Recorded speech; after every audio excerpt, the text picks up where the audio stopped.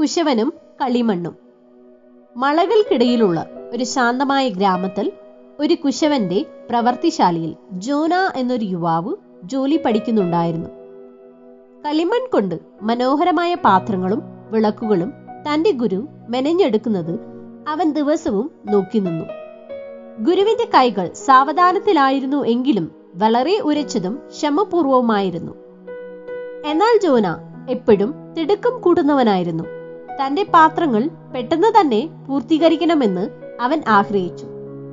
ഒരിക്കൽ അവൻ ഭംഗിയുള്ള ഒരു പാത്രം ഉണ്ടാക്കി പറഞ്ഞു, "ഗുരു, ഇത് തയ്യാറാണ്. നമുക്കിതിനെ ചൂളയിൽ വയ്ക്കാം. നാളെ എനിക്കിതിനെ വിൽക്കണം."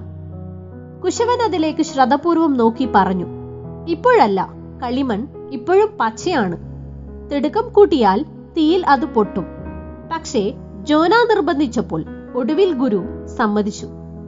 പിറ്റേന്നാൾ രാവിലെ ജോന ചൂള തുറന്നപ്പോൾ അവന്റെ മനോഹരമായ പാത്രം നടുവെ പിളർന്നിരുന്നു.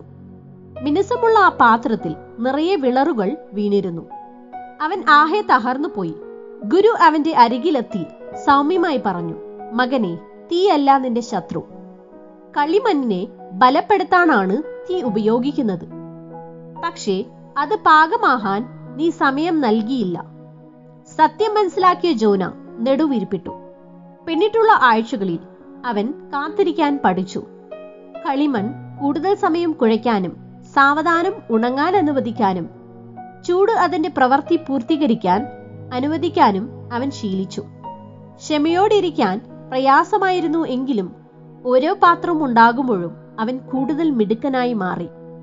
ഒടുവിൽ ഒരു ദിവസം ജോന പണി പൂർത്തിയായ ഒരു പാത്രം ചൂളയിൽ നിന്ന് പുറത്തെടുത്തു. അതിന്റെ നിറം മാറിയിരുന്നു. ഉപരിതലം മിനുസമുള്ളതും ബലമുള്ളതുമായിരുന്നു.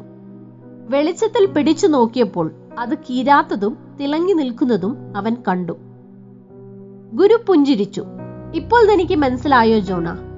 സഹിഷ്ണുത അതിന്റെ പ്രവൃത്തി തികയ്ക്കട്ടെ. എന്നാൽ നിങ്ങൾ തികഞ്ഞവരും ഒന്നിലും കുറവില്ലാത്തവരും ആകും.